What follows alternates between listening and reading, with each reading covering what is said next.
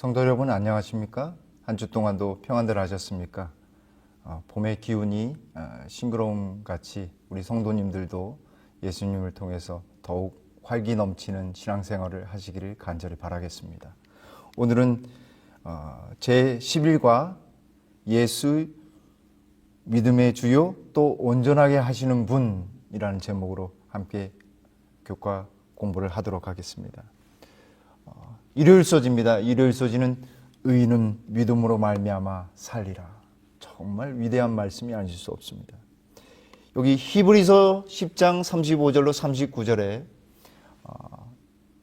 히브리인 성도들이 그리스도인들이 고난과 역경에 사로잡혀서 정말 낭망하고 있고 힘든 과정과 특별히 뒤로 돌아서게 되는 배반을 할 수 있는 상황까지도 처하게 되었을 때 히브리 기자는 이 바울은 담대함을 버리지 말아라. 또 인내가 필요하다라고 권면하고 있습니다. 담대함과 인내.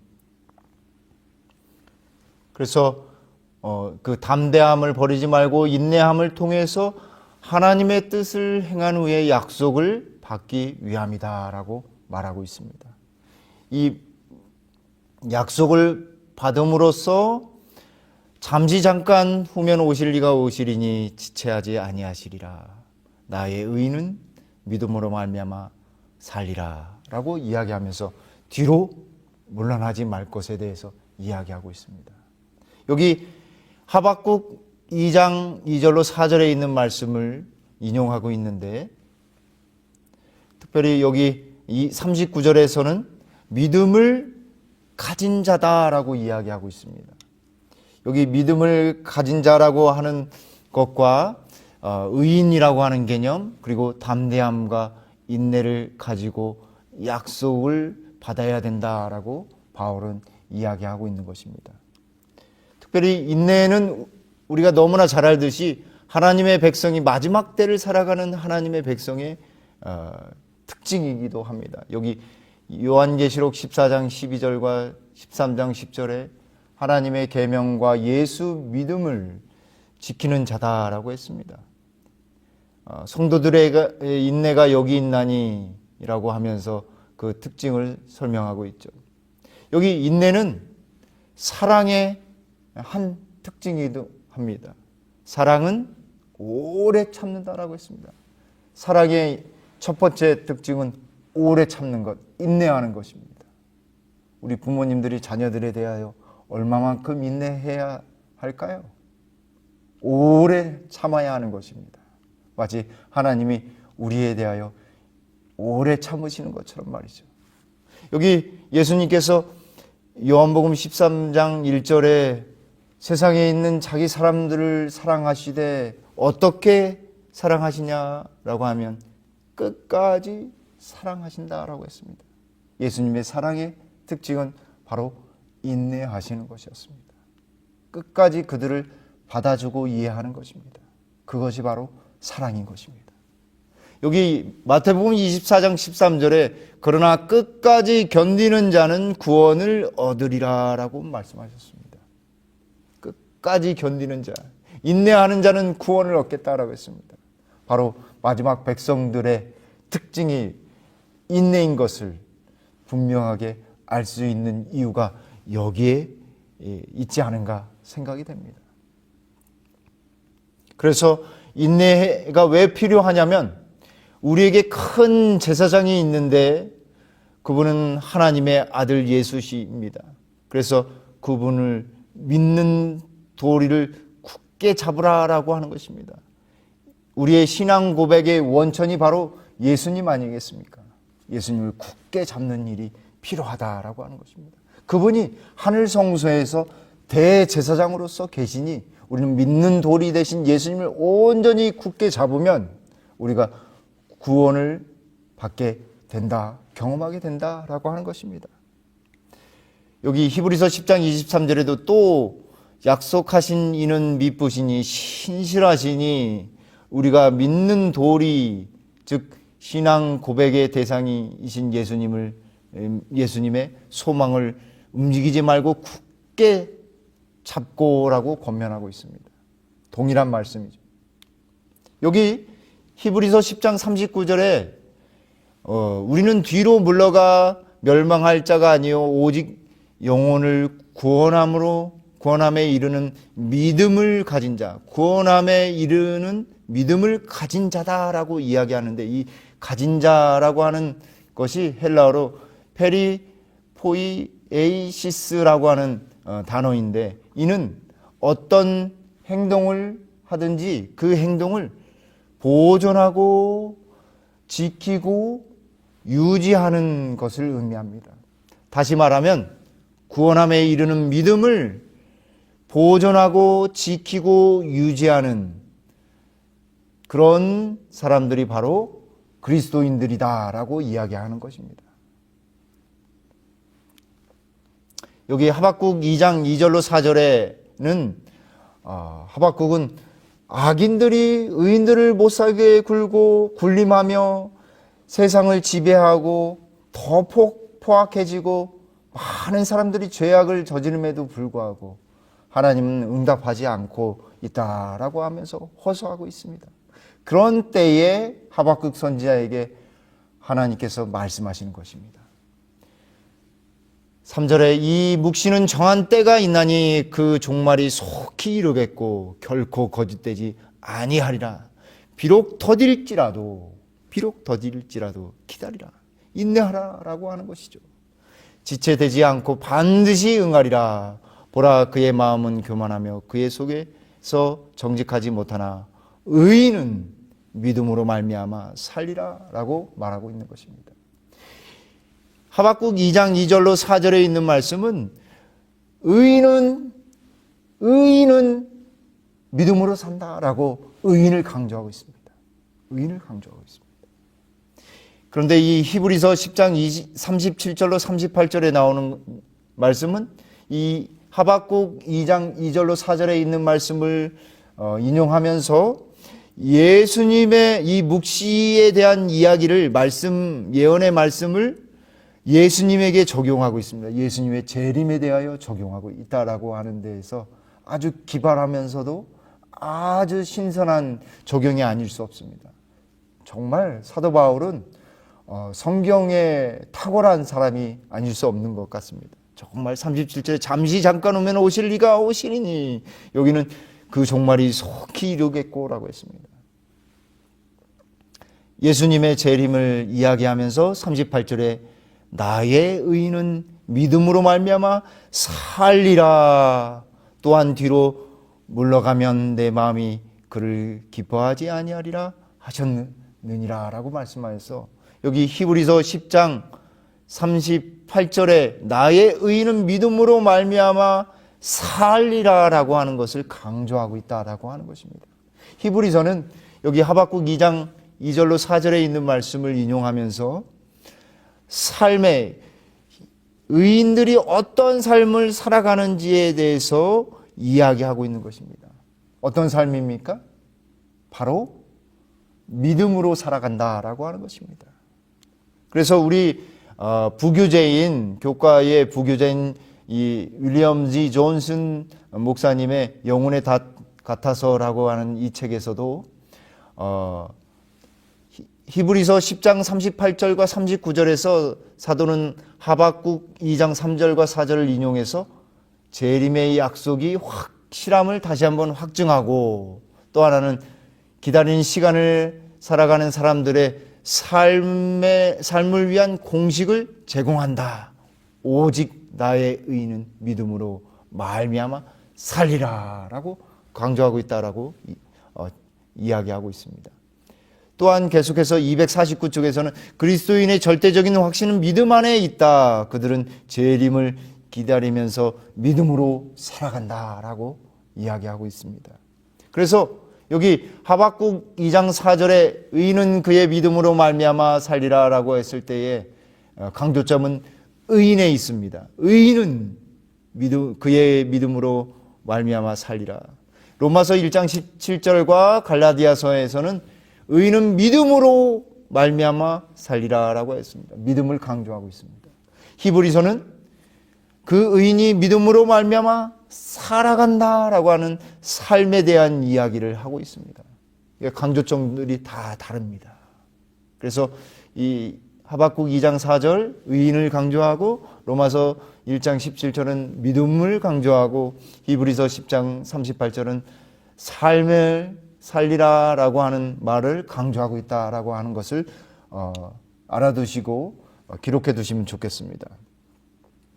그래서 여기 교과 해설에도 하나님이 신실하시기 때문에 우리도 그 신실함 때문에 믿고 믿음으로 충성되게 살아갈 수 있다, 신실하게 살아갈 수 있다라고 하는 것입니다. 여기 믿음은 faith이고 충성은 faithfulness인데, 믿음은 어떤 개념, 어떤 정신적인 누구를 의지하는 영적인 손을의 역할을 하는 것이 믿음입니다.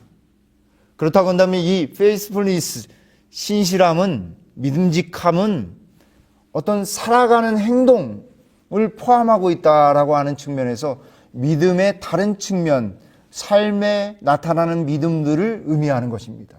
행동으로 나타나든지 얼굴의 미소로 나타나든지 아니면 눈빛으로도 나타나든지, 그렇게 믿음을 가진 이 믿음을 삶의 표현으로 나타나는 것이 바로 신실함. 우리 교과에는 충성으로 번역하셨는데 이것도 적절한 번역이다라고 생각이 듭니다. 하나님께서 당신의 약속에 신실하시다라는 사실로 말미암아서 의인이 충성된 신실한 삶을 살아갈 이유가 된다라고 하는 것입니다.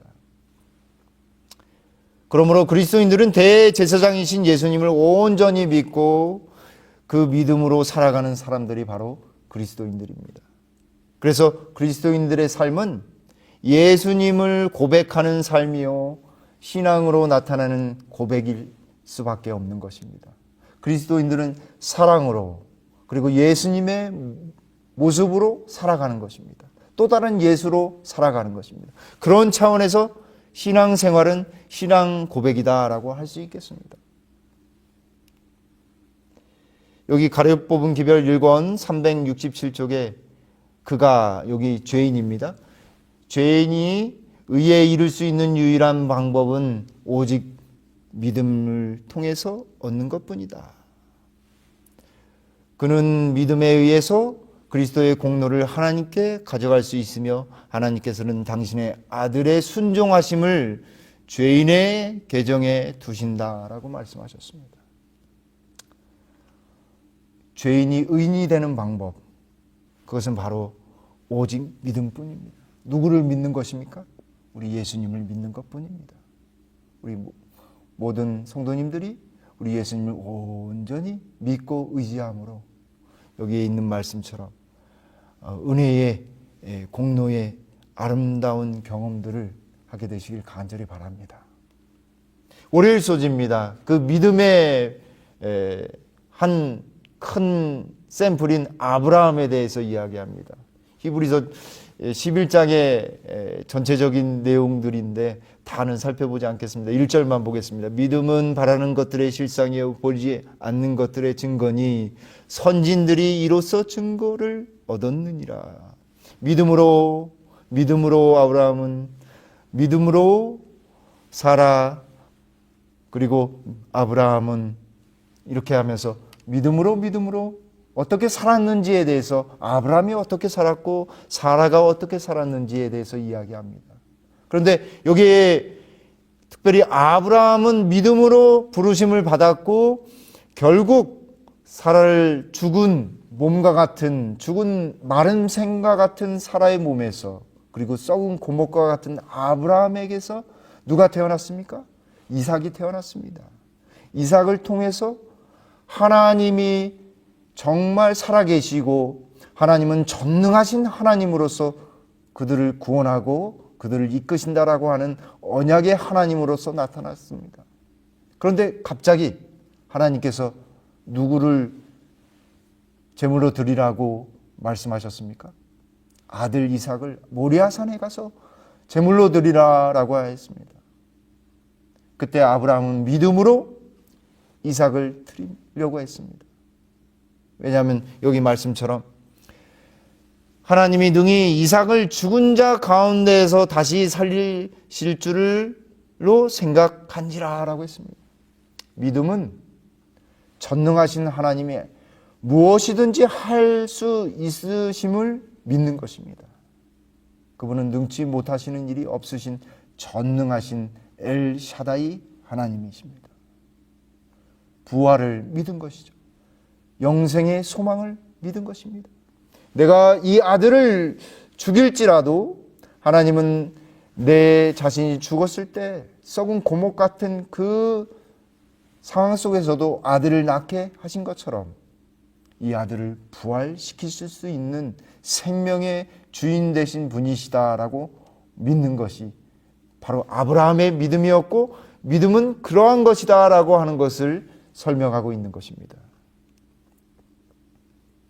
그래서 참된 믿음의 본질을 믿음의 조상인 아브라함의 행동을 통해서 설명하고 있는 것입니다. 죽은 자를, 여기 로마서 4장 17절로 20절에 그가 믿은 바 하나님은 죽은 자를 살리시며 없는 것을 있는 것으로 부르시는 이시다라고 이야기하고 있습니다. 그렇습니다. 하나님을 전적으로 의지한다라고 하는 것은, 믿는다라고 하는 것은 이러한 내용을 포함하고 있는 것입니다. 그런데 여기 히브리서 11장 1절에 있는 말씀이요, 믿음은 바라는 것들의 실상이요 보이지 않는 것들의 증거니라고 했을 때, 이 실상이라고 하는 것은 본래의 뜻은 실체입니다. 객관적인 개념, 어떤 것이 있는 것입니다. 여기 노트북이 있는데 이 노트북이 있는 것처럼 객관적인 물체가 있다라고 하는 것입니다. 바로 믿음은 그러한 것이다라고 하는데, 여기 히브리서 1장 3절에도 동일하게 형상이라는 표현을 통해서 이 단어가 그대로 쓰였습니다. 그런데 이 실상이라는 단어가 고대의 파피루스에는 어떻게 쓰였냐면 토지의 권리 증서로서도 쓰였습니다. 다시 말하면 믿음은 하늘 가기 위한 권리 증서인 것입니다. 실체적인 권리 증서예요.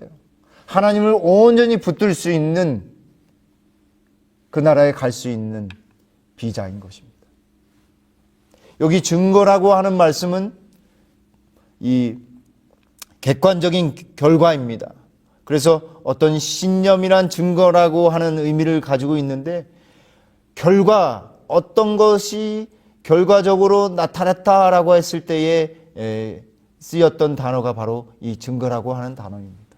그러므로 믿음은 어떤 보이지 않는 영적인 것으로만 치부할 것이 아니라 객관적인 실체이며 어떤 여기 있는 것처럼 객관적인 결과를 낳는, 결과를 가지는 것임을 사도 바울은 이야기하고 있는 것입니다.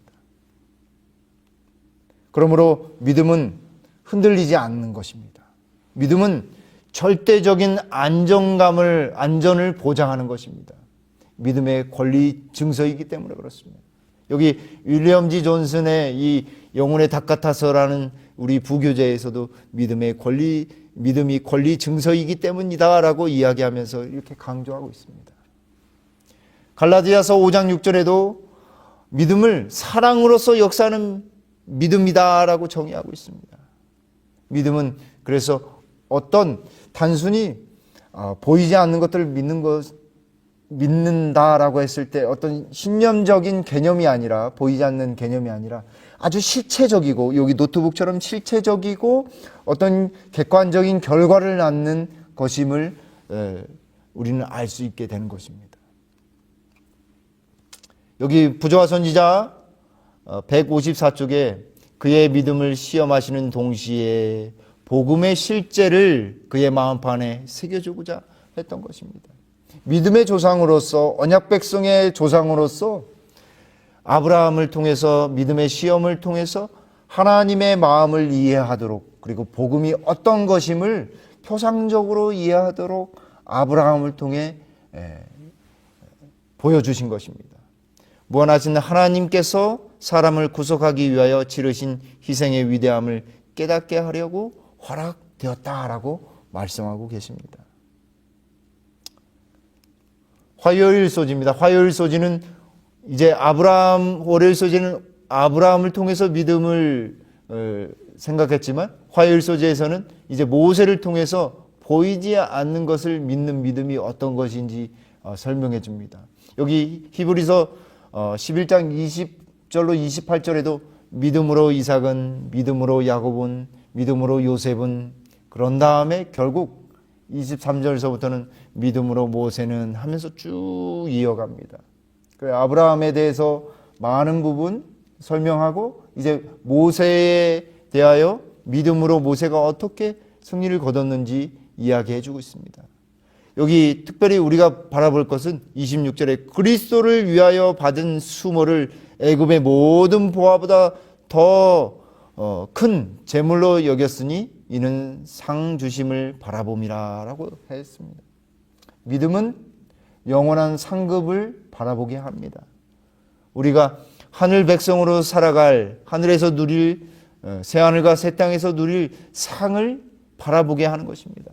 그런데 여기 26절에 그리스도를 위하여 모세가 믿음으로 고난을 당했다, 고난을 이겨냈다라고 하는 것입니다. 믿음으로 특별히 여기 히브리서 11장 24절에 바로의 공주의 아들이라고 하는 칭함을 거절했다라고 했습니다. 바로의 공주의 아들이라고 하는 표현을 통해서 우리는 그가 바로의 아들로서, 바로의 공주의 아들로서 인해서 바로를 계승할 수 있는 주기까지도 되었음을 알 수 있습니다. 그리고 주목되는 표현은 바로 그리스도를 위하여 받은 수모를이라고 하는 표현입니다. 모세가 받은, 이스라엘 백성들과 함께 받은 그 수모와 고난을 그리스도를 위하여라고 하였습니다. 왜 이런 표현을 사도 바울이 썼을까요? 모세에게 나타난 여호와 하나님은 누구셨을까요? 바로 예수 그리스도이셨습니다. 떨기나무 가운데 그에게 온전히 나타나신 분은 바로 예수님이셨습니다. 그리고 시내 산에서 그에게 십계명을 주셨을 때에도 예수님이 친히 그에게 손수 글로 써서, 십계명을 써서 그에게 주신 것입니다. 그리고 그분을 위하여 백성들을 가나안 땅으로 인도했던 것이 바로 모세였던 것입니다. 여기 히브리서 10장 32절로 35절에 그러므로 보이지 않는 것을 믿은 모세처럼 큰 싸움에서도, 고난 속에서도 견딘 것을 생각하고 온전히 담대히 살아가라고 권면하고 있는 것입니다. 전에 너희들도 빛을 받은 후에 고난의 큰 싸움을 생각하고 견딘 것을 생각하라고 하면서 모세를 언급하고 있는 것이죠. 그리고 여기 교과에서도 모세 역시 애굽이 주는 어떤 것보다 그리스도께서 주시는 상을 더 큰 것으로 여기고 애굽의 모든 보화 대신에 하나님의 백성들과 함께 고난받기를 선택했다라고 말씀하고 있습니다. 그 하나님을 선택한 것입니다. 믿음의 눈으로 그 하나님을 바라보았고 그분을 의지했고 그 백성들이 예수님을 의지하도록, 그 여호와 하나님을 의지하도록 이끈 것이 모세였던 것이죠. 여기 부조와 선지자 246조에도 모세는 그 궁정 안의 백성들로 하여금 하나님을 잊어버리게 만드는 죄악적인 쾌락이 있다는 것을 알고 있었다. 그리고 지극히 높은 영광을 바라보았다. 그는 믿음으로 하늘의 왕께서 승리자의 머리에 씌워주실 불면의 왕관을 바라보았다.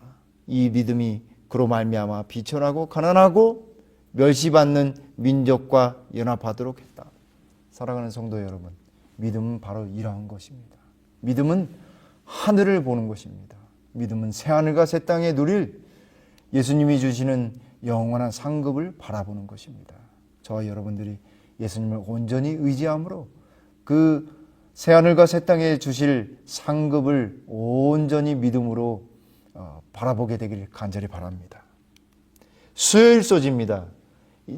수요일 소지에는 믿음으로 라합과 나머지 사람들은 이라고 했습니다. 특별히 라합에 주목하고 있어요. 히브리서 11장에 여호수아보다도 여리고성에서는 기생 라합을 주목하고 있습니다.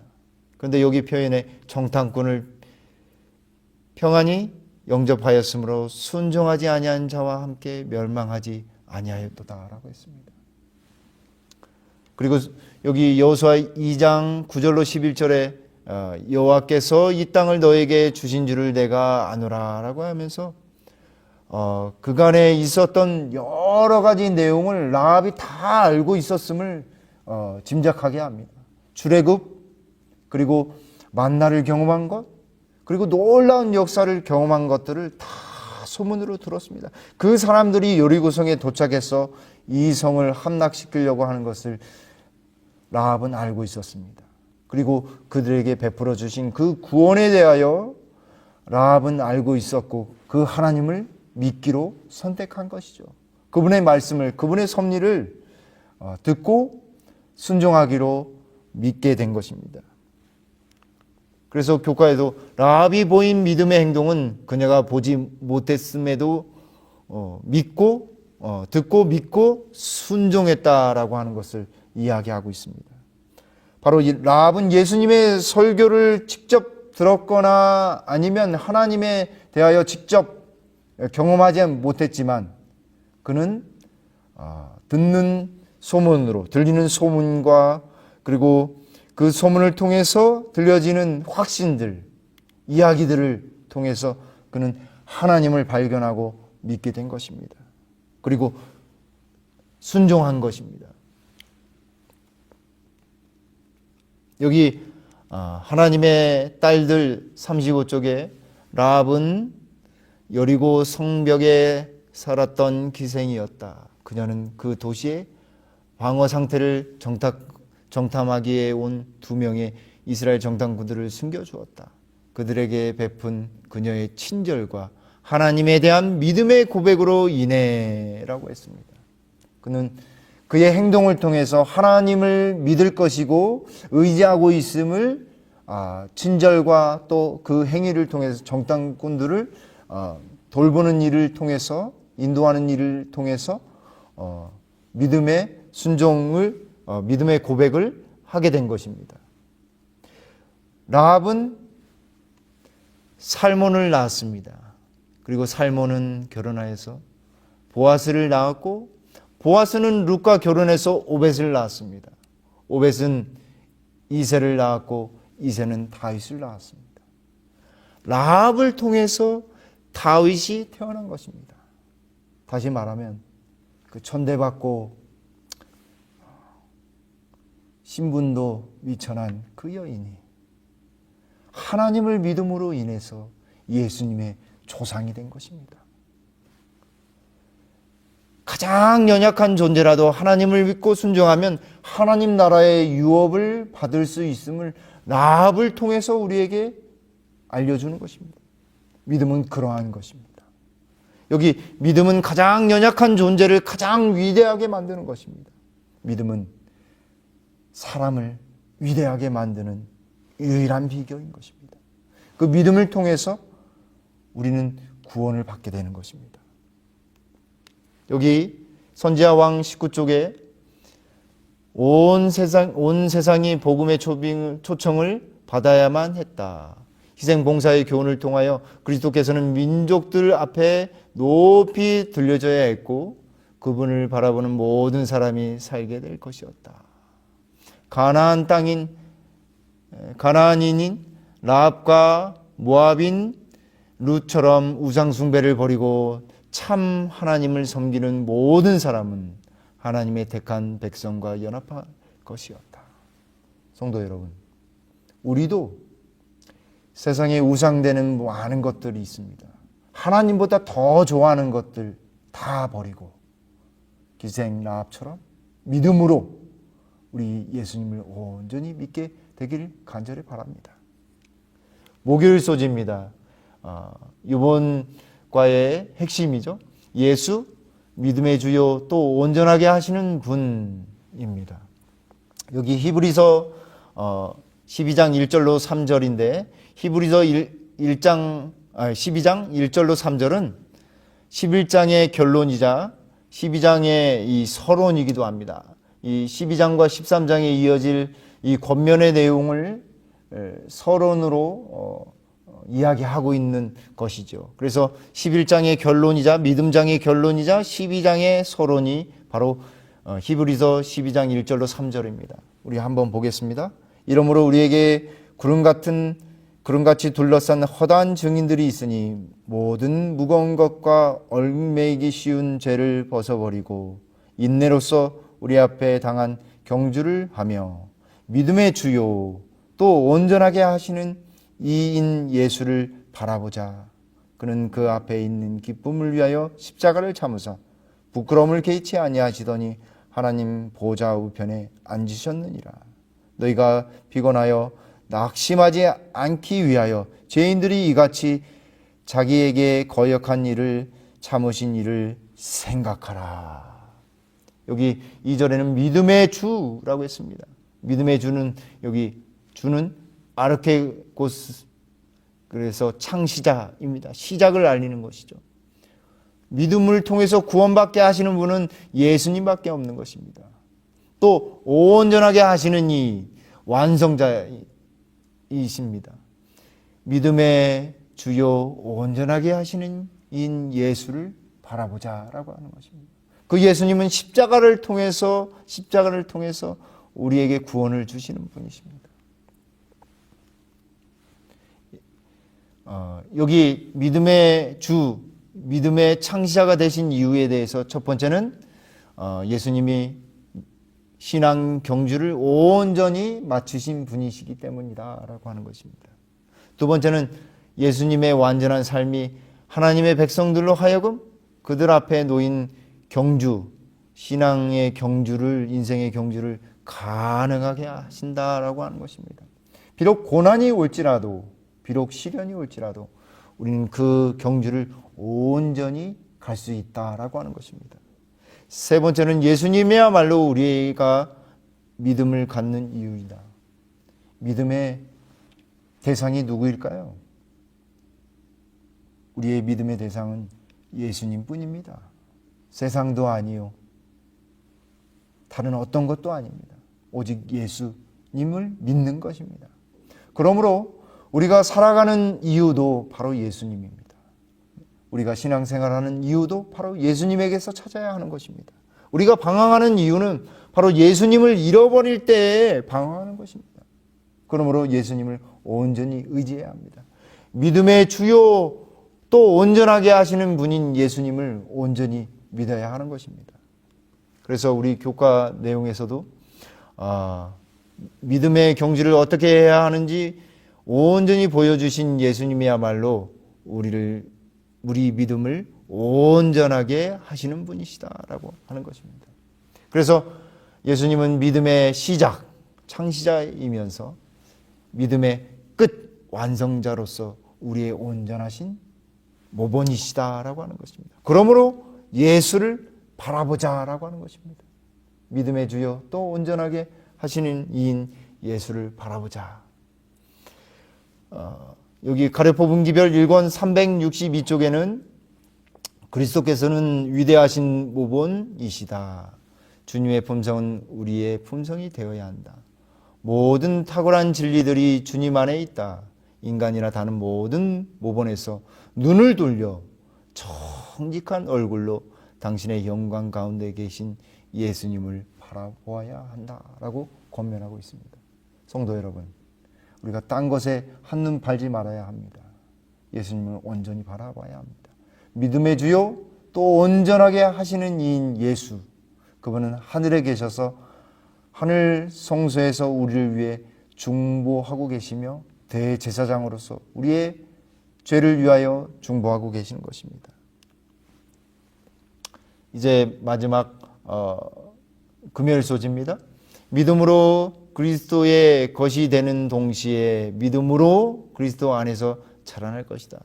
믿음은 어떤 정체되어 있는 것이나 아니면 소유하는 것이 아니라 자라나고 표현되어지고 나타내야 하는 것입니다. 나타내질 수밖에 없는 것이죠. 그래서 즉 바치고 받음으로 자라나는 것입니다.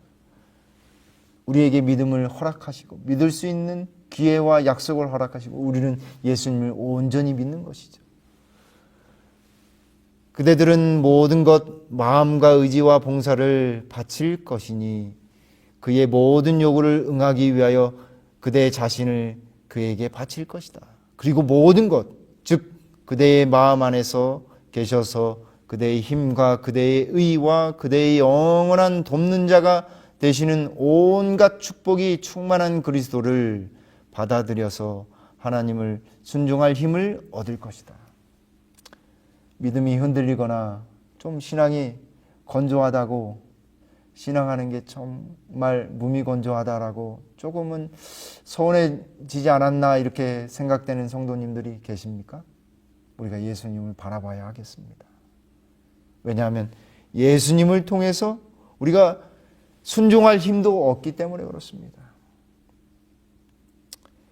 여기 히브리서 12장 2절에 있는 말씀, 믿음의 주여 또 온전하게 하시는 이인 예수를 바라보는, 그래서 승리하게 되는 우리 모든 성도님들 되시기를 간절히 바라면서 제 11과 교과 해설을 마치도록 하겠습니다.